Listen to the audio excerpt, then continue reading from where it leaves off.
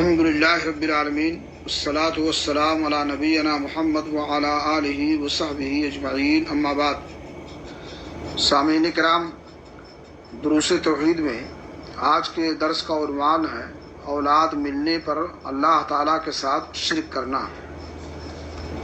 اللہ رب العالمین کا ارشاد ہے، وَلَمَّا آتَاهُمَا صَالِحًا جَعَلَ لَهُ شُرَكَاءَ فِيمَا آتَاهُمَا وَتَعَالَى اللَّهُ عَمَّا يُشْرِكُونَ۔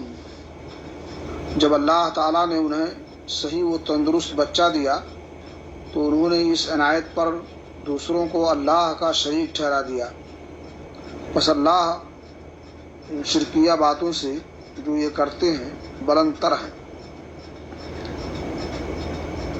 ابن حزم کہتے ہیں، اہل علم کا اس بات پر اتفاق ہے کہ جس نام میں غیر اللہ کی عبودیت کا اظہار ہو وہ حرام ہے، مثلا عبد عمر اور عبد الکعبہ وغیرہ۔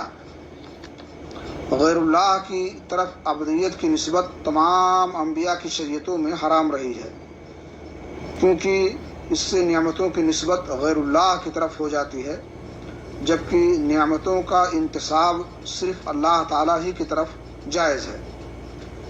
ربوبیت و الوہیت کا حق غیر اللہ کو دینے میں حد درجہ سوء ادبی بھی ہے، اور غیر اللہ کا بندہ کہلانا یا کسی کو غیر اللہ کا بندہ کہنا معنی کے لحاظ سے بھی غلط ہے اور نادرست ہے۔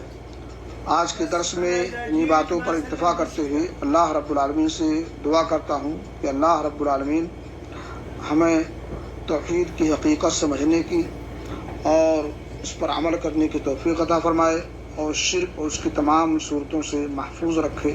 تقبل یا رب العالمین، وصلی اللہ علی نبینا محمد وعلی آلہ وصحبہ اجمعین۔